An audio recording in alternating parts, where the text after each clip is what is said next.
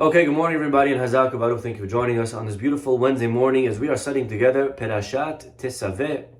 And of course, our Perashat deals with the clothing, the manufacturing of the clothing of the Kohen Gadol, or at least the commandment to manufacture clothing for the Kohen Gadol. And we spoke about yesterday the 8 garments that every Kohen Gadol had. So there was the regular Kohen that had 4 pieces of clothing. And then you had the high priest, the Kohen Gadol, who was the main guy.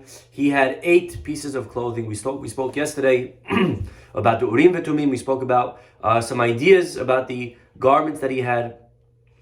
I would like to speak today about a very interesting pasuk that finds in the middle of the Perashah. So please fast forward if you have a Chumash, if you would like to open it up.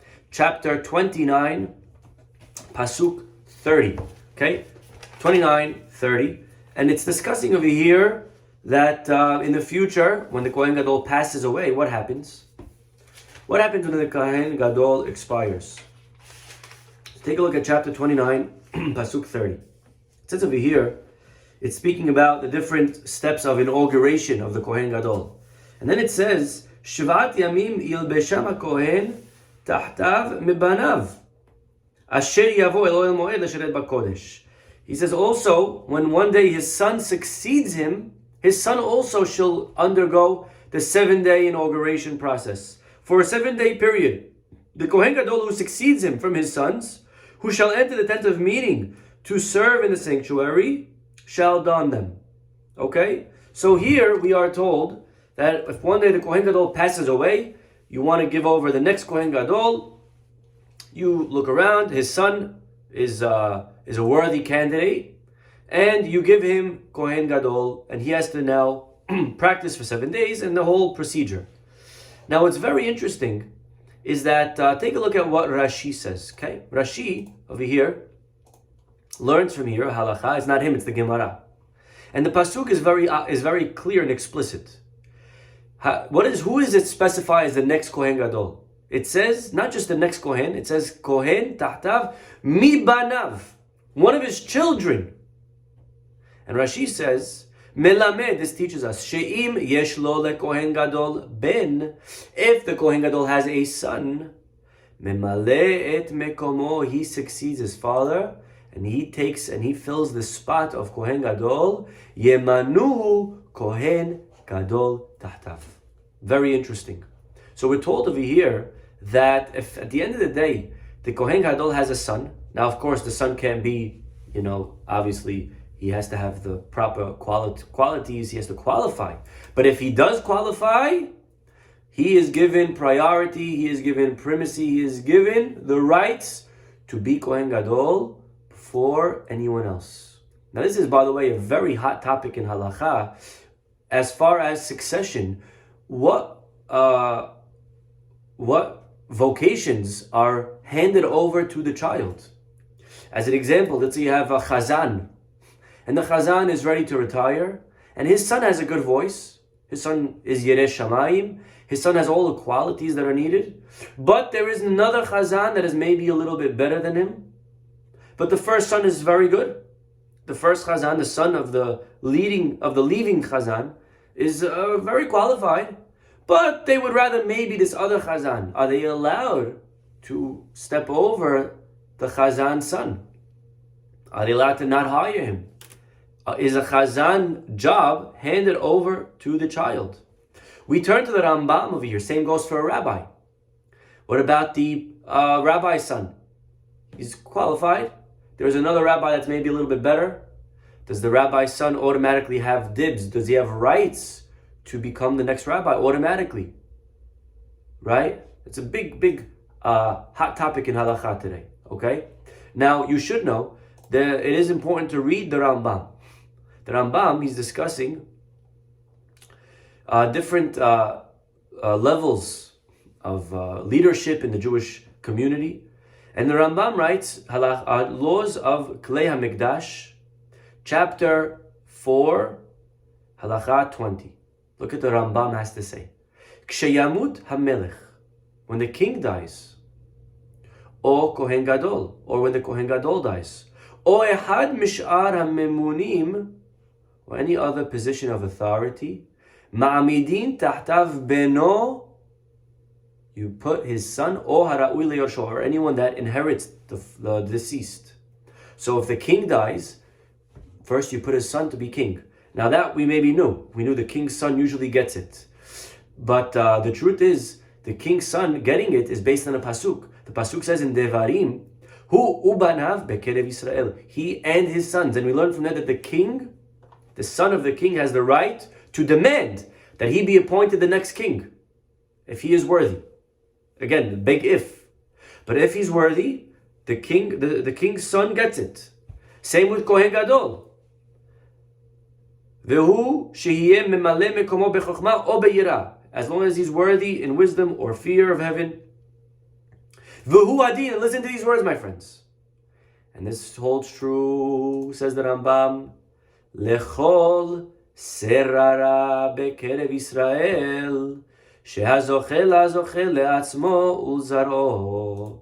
This is true, says the Rambam, of any other position of authority, that once you were zoche, once you merited to attain it, zoche la zoche le'atzmo ulzaro, you get it, and it goes to your children after you.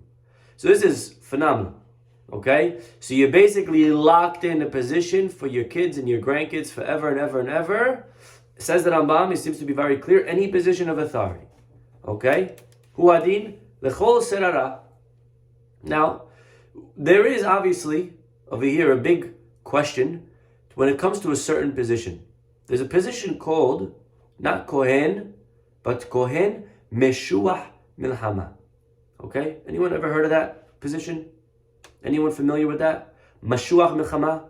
It's actually a very important job. It's a job that it doesn't work so often, not so many days a year, but it's a job. And this guy is not a guy, he's a rabbi. This rabbi, he's a Kohen, but not the Kohen that works in the temple. He's not a Kohen that's bringing sacrifices. He's a Kohen that he's like the general of the army. We call him Meshuach Milhama. And whenever the people would go out to war, they would have this one Kohen who was in charge. This was his 15 minutes of fame. This was his time to shine. And he would go out there and he would kind of encourage the people to do well, to succeed. We're going to win. He was literally like a general. You know, like when they have in the huddle before a basketball game, you have that one leader of the team who's, pumping him up. Who's going to win? Who's going to win? Who's going to win? We're going to get up. We're going to do it, right? So he was a Kohen. That was his job. You had one guy. He wasn't the regular Kohen Gadol. He was a separate Kohen. But this guy's job was just to pump him up. And he would also, not only that, but he would also make certain announcements. Okay? He would announce, as an example, if anyone's nervous, please go home.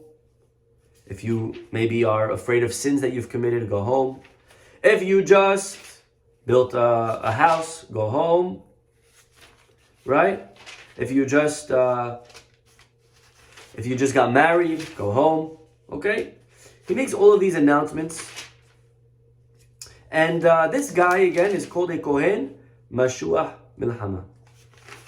Okay, so if you want to know where it's discussed at length, it's going to be in chapter 20 of the book of Deuteronomy, book of Devarim.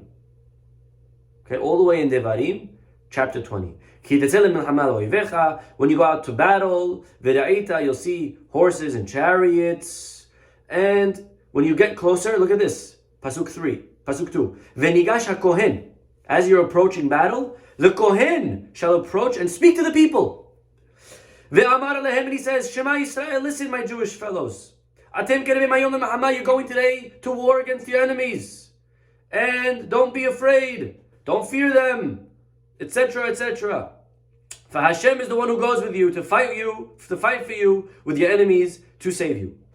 And then he'll speak up and he says, whoever built a house and didn't inaugurate it, go home. Whoever got married, didn't have a chance to spend time with his wife, go home. Whoever planted a vineyard, didn't have a chance to enjoy it, go home. And he keeps going and going. And this is, again, a very important job before battle. This is called Kohen Mashuach Milhama. And there's an interesting question. And this, by the way, he has, as far as status and stature, he's very holy. He wears the clothing of the Kohen Gadol, okay?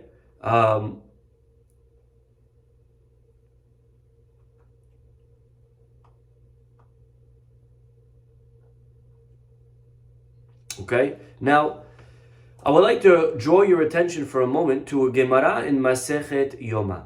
Gemara Masechet Yoma, page 73, has the following to say.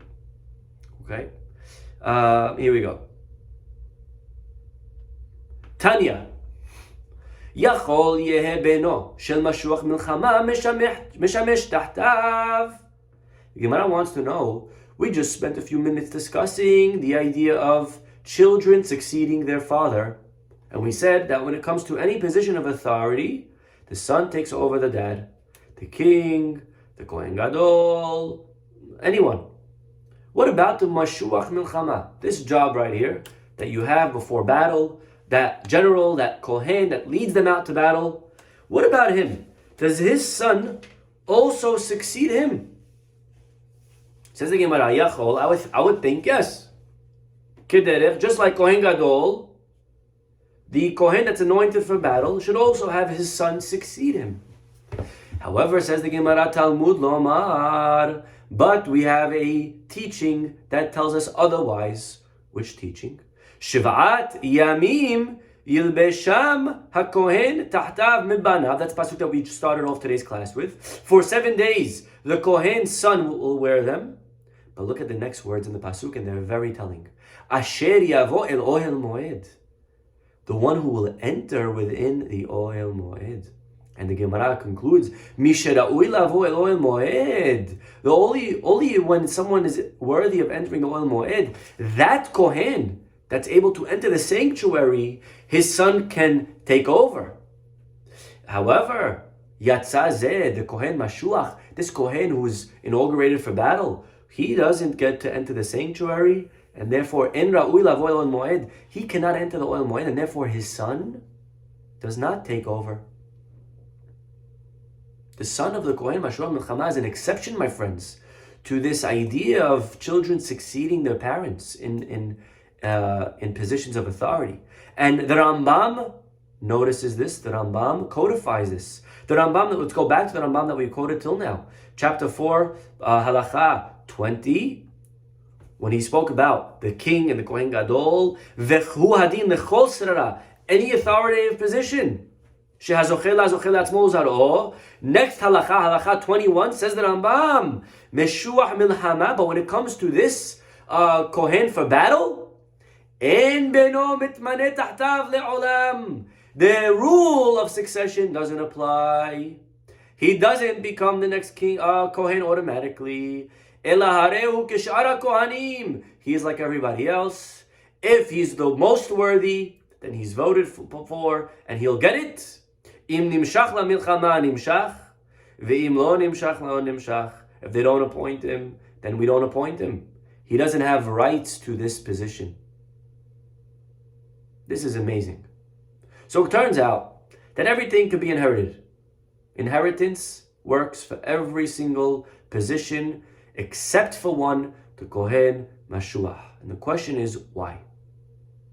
What's so unique about the Kohen Mashuach Milchama that we cannot inherit his position to his son automatically?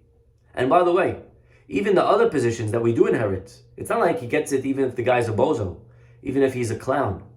The kid can't just, spend his whole day, surfing and doing, nothing with his life. And then he go, I'm the Kohen Gadol, all right, give me the clothing, right? Obviously, even he has to be qualified. We're talking about that he's qualified, but maybe not as qualified, but very qualified, right? So the Kohen Mashuach Milchama, even if his son qualifies, if there's someone that's more qualified, the son doesn't get it. Why? What is so different and unique about the position of Kohen Mashuach Milchama, the Kohen that leads the people out to battle? So this is a question that I want to discuss today just give a few answers. Some answers, I think, really could give us tremendous insight and hashkafa and values of what we have as Jews in our value system. The first answer I'd like to share with you is an answer that I remember reading many years ago from Rabbi Frand. Okay, as a kid, I used to love reading Rabbi Frand on the Parsha. Rabbi Yisachar Frand from Baltimore. He has these books called Rabbi Frand on the Parsha. I remember as a kid, they were very popular. And I remember every week opening these up. And on every parasha, there's one or two ideas on the parasha. Very short essays, very easy to read, very light information. And I remember reading over there something that was very powerful. And it goes back to this idea of what's the goal of the Kohen Mashruach Milchama? What was he there to do? It wasn't just about preparing the people for battle. If you look at the words, and this is a much longer conversation, but if you look at the words when it comes to this Kohen, right before he goes out to battle, there's a few words that Rabbi Frand notices and he picks up on, and I forgot who he quoted, which rabbi he quoted at the time. But the pasuk over there, it goes through different verbs that he notes, and they're very interesting. As an example, it says, "V'nigash haKohen." The Kohen shall approach the people. He notices that word v'nigash. What's v'nigash? To approach the people. And he points out and he says that basically the Kohen Mashuach Milchama's job, this general before battle, wasn't just to send those that were afraid home. But he actually had a very important message to the people. His message to the people was, we are about to fight, but we have to remember that the battle is not going to be won because of our strength. Ki lo b'chayil v'lo b'koach. Ultimately, we remember and we're reminded as Jews always that it's not our strength, it's not kochi ve'otzim yadi asali et hachayil hazeh. It's not me, it's not my brains. You think about going to battle, how much planning, how much strategy, how much we do to try to figure out what we need to do to win, tactics and everything. And it's very easy right before we fight to fall into a trap of thinking that it's us and our brains and our planning and our tactics. And a lot of times you come home in victory and we forget to point up. We forget to remember that it's all him. And this Kohen's job primarily, besides for riling them up and pumping them up and sending those that were afraid home, etc. But he also had to make sure to instill this very important hashkafa and value into the Jewish people, reminding them before they go out to war, we're going to win, but it's going to be because Hashem wants us to win. And a person can very quickly forget that it's in Hashem's hands. And the more invested we are, the harder it is. It's very easy when a person sits all day in the temple, in the Beit HaMikdash, who's never out there working to say, oh, it's Hashem, it's Hashem, it's Hashem. But when a person now has to come back after working a whole day and be involved out there in the world of commerce and business and then come back and say it's Hashem, that's much more difficult. That's something that's hard for people to acknowledge and to realize. And when a person is able to do that, and by the way, that's why you need a different position just for this. The regular Kohen Gadol cannot come out before the battle and say, hey guys, we're going to win. And by the way, it's all Hashem. You know why? To have a Kohen Gadol come out and say it's Hashem, you're going to have all the people rolling their eyes and say, Hazak Baruch, Rabbi. Yeah, okay, good. Yeah, did you ever once in your life have to lift up your pinky to work? All day you're in the Beit HaMikdash. The people give you your parnasah. You have nothing to worry about. It's easy for you to say it's all in Hashem's hands. I want to see you go out once to the street and have to sell something and say it's in Hashem's hands.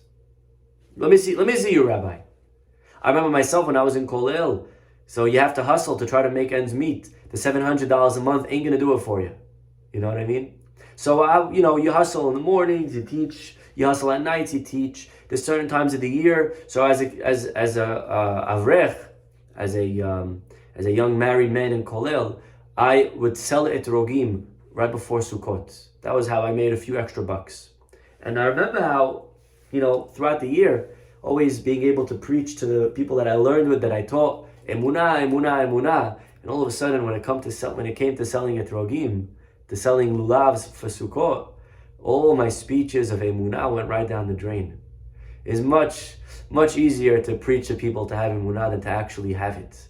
When you're on the other side now, when you're the one selling, and all of a sudden you got 75 sets left, and all you did was sell 25, and it's 24 hours left till Sukkot, and you got to get rid of the other 75, or else you didn't not only made money, you lost money, and you can't afford to lose money when you're in this stage of life. It's much harder to play a emunah card when you're actually tested, when you're out there. The Kohen Gadol could come all day and say, have emunah, it's all Hashem. But, okay, thank you, Rabbi. Go back to your little Bet HaMikdash corner. Go bring sacrifices for us. Don't talk to me about emunah. We needed a special position just for this, of somebody that was active, that was involved in the world, a businessman in a way.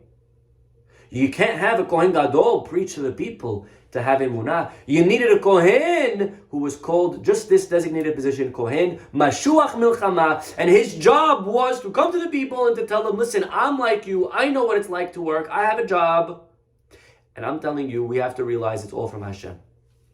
It's very different if I sit here, and I'm being open right now, if I sit here as a rabbi speaking to you about bitachon and emunah and learning, or I get a very wealthy businessman to come sit here, okay, and imagine I get up and I say, by the way, I have over here a very wealthy guy, maybe you know him, I bring Jeff Bezos or whoever, and he sits down and he says, guys, I want to tell you it's all in God's hands. Which one's more impressive? I mean, be open right now. Let's be honest. Me, right? Okay, thank you. But it's much more impressive when a very wealthy businessman says it's all in Hashem's hands. So therefore, we need a Kohen, Mashuach Milchama, to be the one to give chizuk to the people. And by the way, this answers our question. Why was it not continued and succeeded by the son? Because this is something that's very hard to balance. And it's very rare that we'll be able to get a son that will succeed. Of course, if the son is worthy, and he is the most capable, then he does get it. But because this is such a delicate position, so over here the rules of inheritance do not apply to the children. That is the first answer, a beautiful answer. I think, again, many things that we can take away from this answer. But for the second answer, my friends, I would like to actually draw your attention to the famous commentary of the Torah Temimah. Okay, the Torah Temimah, he has over here a piece on this pasuk. And look what he says. After quoting this Gemara in Masechet Yoma, he wants to know, why not? Why not? If a king, his son gets it. And Kohen Gadol, his son gets it. Tzarich biur, we need an explanation, please. Ma gara Kohen Mashuach Milchama b'sh'ar parnasim. Why is he different? If we could paraphrase, Ma nishtana haKohen hazeh mikol haKohanim. Why is this Kohen, why is this vocation different than all other vocations? Why can he not inherit it to his son? Ve'efshar lomar, and he says in his opinion, Mishum, because me'ikaret pe'ulot mashuach milchama, part of the job, the function of this Kohen, Mashuach, before the battle, leha'arich devarav v'fnei ha'am, to prepare his words in front of the soldiers, ve'limnoa la'atzet milchama mi she'eno yachol la'amod, like we said, to prevent those that are afraid, or that have sins, or that have certain situations in their lives, to prevent them from going out so that we don't lose men that are just going to be cowards. And he's also there to encourage and to give courage to those that are going to fight. So they shouldn't be weakened or afraid, and they shouldn't lose courage. They shouldn't melt the hearts of those that are going out. This is a wall that we have to create, and we all have to be strong. And he has many, right? So on and so forth. Look what he says. Since in this position, lives are at stake. People can die. You cannot give this from fathers to son. I'm sorry, but you cannot inherit this position to your children. What if the son is not as qualified? And what if the son doesn't do the best job? And then he's not going to give them the encouragement that they need. And then people will die because of them. And people's lives are in danger. It's one thing if you want to inherit Kohen Gadol. He's working in the temple, but when people's lives are at stake, there's no games to play. You cannot make even the smallest mistake is not affordable. And therefore, we do not give it to his son. We give it to the most worthy person, whoever that may be. If it's his son, then gesund hate. Then great. Then good for him. But we cannot just give it automatically to his kids. We have to vote. We have to pick the person that's most qualified and most capable in every single detail. And if the son is, then great. But if not, not. And that is the answer of the Torah Tanima. Beautiful, a beautiful thought and idea. And the final answer I'd like to share with you is an answer that's given by Rav Kook that I heard from Rabbi Isaac Bernstein. And Rav Kook says something beautiful. And Rav Kook says, because the theme of inheritance is continuity. The theme of nachala, when we inherit, what is that idea? We inherit to our kids. It's like a way of living forever. The idea of inheritance is continuity, but the theme of war in Judaism is temporary. War is not permanent. War is not a goal. War is not the status quo. War is not the ideal or the desired situation. War is something that we view, it's something that we have to do, but it's temporary. And even when we go to battle, the Torah tells us, try to first make shalom. Ki tetzeh milchama. First, before you go out to battle, first, vekarata perashat shoftim at the end, ki tikrav el ir leilachem aleha. When you're going to go out to battle to fight with a city, vekarata eleha leshalom. We first open up with peace. And peace is the most important value. And as sometimes it's unfortunate, but we have to go to war, we have to go to battle. But battle, in our eyes, in our value system, is something temporary. And therefore, you cannot combine inheritance, which is permanence, with a theme of war, which is temporary. We know that on Shabbat, we're not allowed to carry. It's one of the 39 melachot. Carrying is forbidden on the Sabbath. Of course, if there's an eruv, then it's okay. But the Gemara discusses different things. What are we allowed to wear if there's no eruv? We know we're allowed to wear clothing. Clothing is clothing. Are you carrying when you wear your clothing in the streets? No. You're wearing it. It's part of you. Well, the Gemara wants to know, what about jewelry? What about a hat? How far do we go? What about shades, glasses? What am I allowed to wear? Gloves, scarf. Is everything. Yeah? The Gemara wants to know, what am I allowed to wear on Shabbat that's considered clothing? And the Gemara goes so far to even ask, what about weapons? If a soldier goes out wearing his shield, holding his shield, wearing his sword, would you say that that's like a belt? And some wanted to suggest, yes, the same way you could wear a belt and no one's going to bat an eyelash and no one's going to say you're carrying a belt on Shabbat, you're wearing a belt. So if a soldier's going around wearing his sword, wearing his gun, then that would be okay. But the Gemara's conclusion is no, it's not okay, because for us, for Jews, weapons are not ornaments. Weapons are not things that we can walk around carrying proudly. Maybe we need to have them for safety. Maybe we need to carry them because that's the situation that we're unfortunately in. But is it the goal? Is it something that we can wear as jewelry to be proud of? No, we cannot.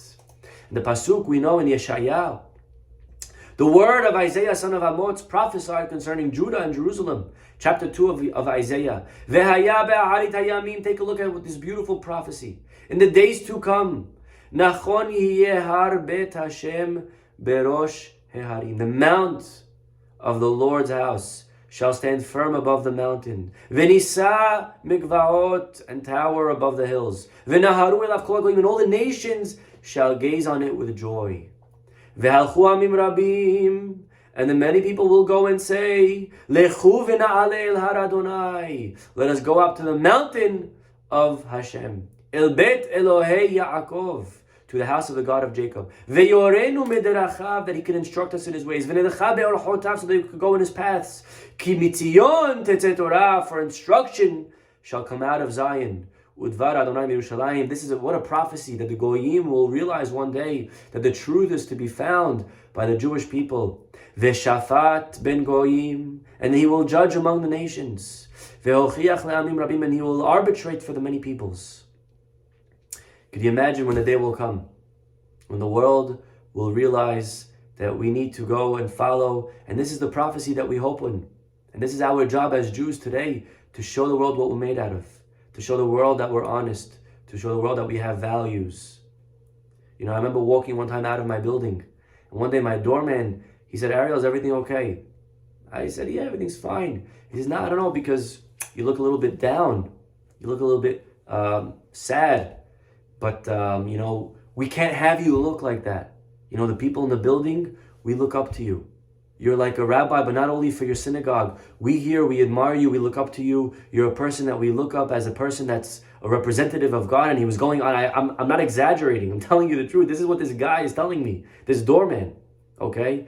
You know, he's like, you walk in here, you give us encouragement, you put a smile on everyone's face. So, you know, just hate to see you looking sad.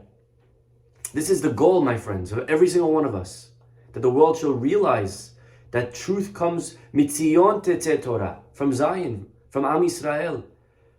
And then, when that day comes, v'chitetu harbotam, leitim, they shall beat their swords into plowshares. V'hanitotehem lemazmerot, and their spears they'll beat into pruning hooks. Lo yisa goy el goy cherev, ve'lo yilmedu od milchama. One nation will not take up to a sword against another. They shall never again know war. This is the Jewish value. War is not something that we're supposed to be constantly in. War is something that happens, but it's not the goal. It's not the ideal. The ideal is peace. The ideal is shalom. War is temporary. This is such a value. You know, some people, unfortunately, out there in the world say that man's lot, man's, fate is to constantly be in a war, in battle. That's always what we're going to be. We're always going to be fighting. No, that's not the goal. The goal is not that we're always fighting. The goal is not that we're always bickering with our spouse. Sometimes it happens.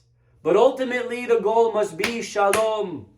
My friends, we're doing in the morning Mesilat Yesharim, and often we've been quoting this in our classes over here as well. Mesilat Yesharim discusses something called Chasidut. One of his later chapters. We have to work very hard to get there. I myself have not gotten there yet. But we read about these levels, even though we're not there, we're nowhere near there, because it should be in our rear view mirror. It should be on our horizons. At least if you study about it, you know about it. One day maybe we'll get there. And when he talks about Chasidut, he talks about what is Chasidut, by the way. Chasidut, not to be confused with the movement of Chasidut that started 200 years ago with the Hasidim. Okay, not to confuse with those guys. They're great. But Chasidut means doing more than what the halakha demands.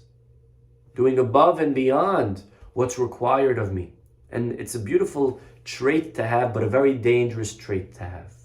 Because a lot of times a person, says Mesilat Yesharim, says Rav Moshe Chaim Lotzato, can think he's a Chasid, where really all along he's actually a Choteh. He thinks he's doing a good thing, and really he's sinning.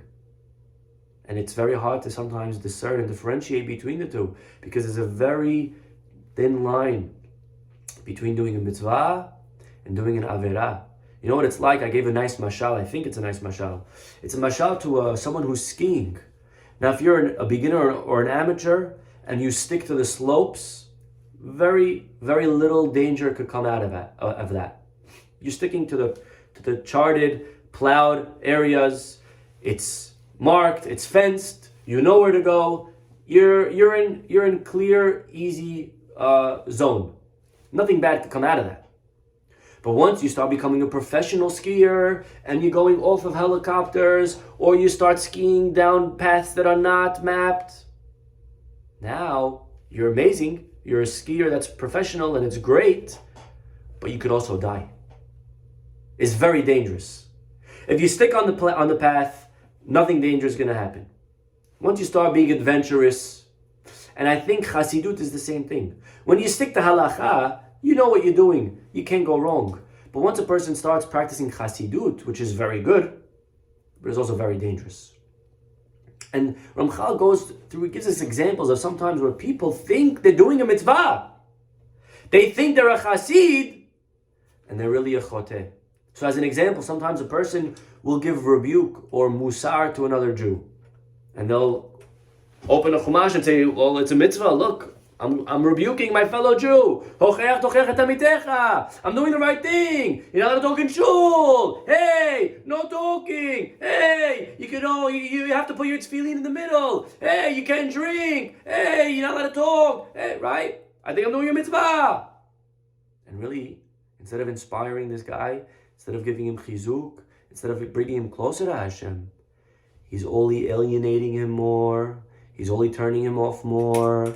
You think you're doing a mitzvah by saying, "Yeesh," and then you get them all upset, and you get them all flustered, and they never come to shul again, and then it's the beginning of a whole path to unorthodox, right? You never know. So a person has to be very, very careful when they think they're doing a mitzvah, when they think they're a chassid. You think you're doing the right thing by telling a kid, "Hey, what are you doing dressed like that in shul? Can't come like that to shul. It's Hashem's house. Da-da-da-dum. You think you're doing a mitzvah?" And actually, you can end up turning off the kid his whole life. He'll never come to shul again. And it's an averah. It's very delicate.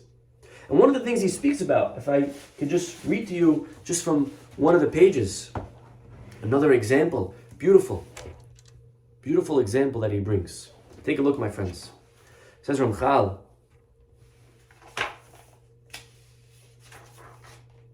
Re'eh pashut. Obviously, kol adam ra'ui lechol adam lihiyot magdim ve'ratz dvar mitzvah. Is it a mitzvah to run to shul? Yes. Is it a mitzvah to run to do mitzvot? Yes. Lehishtadel liyot min ha'oskim ba. Of course, we should pursue diligently all the mitzvot. Would anyone say no? Of course not. However, sometimes you going out to do all your beautiful things could lead to fighting. שיותר תתבזה המצווה ויתחלל בהשם שמיים ממה שיתכבד, and more desecration will come to God's name than honor. And a person sometimes forgets that the goal is to give honor to God. But sometimes we forget that, and the goal becomes me, or the goal becomes the mitzvah, or the goal becomes doing what is part of our routine. And so as an example, you could have a guy who goes on a flight and he needs to pray with a minyan. And so he goes out to the back of the plane to make a minyan with all of his friends. And he's saying, Yikadal ve'yikadash. And he wakes up everybody who's sleeping. Let me ask you, is that guy a chassid or is he a choteh? He thinks he's doing the right thing. He means well. But a person that's not constantly balancing what they're doing. A person who wants to go to shul, wants to go pray with a minyan. Beautiful. Is that a bad? It's an amazing thing. No one's going to say no. But now there's no parking. He parks by a pump. Chassid or choteh? He blocks somebody's driveway. Chassid or choteh? But if a person's not thinking, they say, what do you mean? I got to pray. I shouldn't pray. You want me to stay home? I should pray at home. I got to pray with a minyan. There's so many examples. You know, the Ashkenazim have something called a chiyuv, very big, that when it's the yortzeit, they go up to be chazan for the week or during the first year, whatever it is. And sometimes you'll have two people that have a chiyuv that come to shul to be chazan in the same minyan. So a lot of times, whoever's there first goes, and then the next guy has to wait for the next minyan. People wait, by the way. Sometimes you'll see there a guy will wait for an hour just to be able to be chazan a later minyan for mincha or whatever it is, so that he can be the one to say the kaddish. Beautiful, beautiful. But sometimes, and I've witnessed this myself, sometimes you go to a shul where you have two guys waiting to be chazan for the same minyan. There was a misunderstanding. He thought he was there first. And all of a sudden, you have all of these people that are coming to shul to do kaddish and mekadesh shem shamayim. And they start fighting. I was here. Blah, blah, blah, blah. and instead of making a Kiddush Hashem, they make a Chilul Hashem. Instead of sanctifying God's name, they desecrate God's name. And so Ramchal reminds us how careful we have to be, that for sure, in these cases, a person has to be able and willing to let go of the mitzvah, and not pursue it. More important, to pursue shalom. Very hard though. Sometimes we get so focused on the trees, we lose sight of the forest, we forget what we're here to accomplish, we forget what it's really all about. The goal ends up becoming the prayer, it ends up becoming the mitzvah, it ends up becoming the thing, and we forget the goal is Hashem. What's going to be greater? Now again, nobody should hear this and say, oh, Rabbi's saying that you should pray at home. Don't go to shul. I'm not saying that. I'm not saying that at all. Please, come to shul. We need people here, okay? I'm not promoting to pray beyachid. I'm not saying that you shouldn't go learn because you're going to now, wake up your wife if you have to go. But what I am saying is that sometimes a person has to calculate and has to weigh it out, and you have to have your rabbi that you speak to. I had a student that called me. His wife gave birth. She had a very difficult time. He was working all day. He had to work extra just to put extra, gets it more expensive. More children, more expensive. Baruch Hashem. But now he has to make a little bit more money. And he's working later hours. And then he finally comes home and he only has an hour to learn. And he's going to shul. And all the hour that he's home all day, he's spending in shul. And I wonder if that guy is a chassid or a sechoteh. It's a beautiful thing to go learn, but when your wife needs you and she's having a very hard time and she just gave birth and she needs a little bit of a hand, so it's not automatically the right thing to go learn. Now again, I don't know, maybe not everyone would agree with me on this. Maybe I'll be censored for saying this, I don't know. But Ramchal says, it's pashut that you should run to do mitzvot, but sometimes yachol lihivaled mizeh meriba. Sometimes there are other considerations. And again, you and I are not qualified to make those calls. But there are big rabbis, at least, that we should have on our speed dial that we can call and ask these questions to. Because ultimately, and this is just coming back to what we're trying to say, the goal is always shalom. The goal is always peace. We need to preserve the shalom. The goal of life is not that we should be fighting with the goyim around us. It's not that we should look down at them and they should look down at us and they should go burn in hell and we should fight with them. And no. That's not the goal. The goal is that they should all come and realize Ki mitzion tetzeh Torah. The goal is that we should turn our swords into plowshares and our spears into hooks for pruning, for fields, for farming. We should get rid of the guns sections. There should be no more guns. There should be no more stores selling these things. Unfortunately, today we need them because that's still the world that we're in. But that's not the goal. That's not the value. It's a temporary thing. Ideally, peace. Lo yisa goy el goy cherev. We'll never need another sword. We'll never need another war. You see now Iran has a rocket that could reach Israel. You see all these things going on. Scary things. Scary things. This is where we're at. But this is not where we intend to be. This is not what our goal is. It's not hate, is not killing, is not violence. Today, right now, I guarantee you, if the Arab countries would make peace, every single person in the Israeli parliament would agree and say yes and resign their weapons. We don't want them. We don't want them. We need the soldiers there. We need the checkpoints there. Unfortunately, that's what we need for defense. But we're not attacking. We're not out there fighting. And therefore, says Rav Kook, you cannot inherit to your children a position of war, which is something temporary, because inheritance is something permanent. This is a Jewish value, my friends. We should be zocheh very soon to these days of lo yisago el goy cherev. We'll be zocheh to these days when Mashiach comes, inshallah b'mehera b'yameinu. Amen. We'll see you all tomorrow. Have a wonderful day. Bye-bye.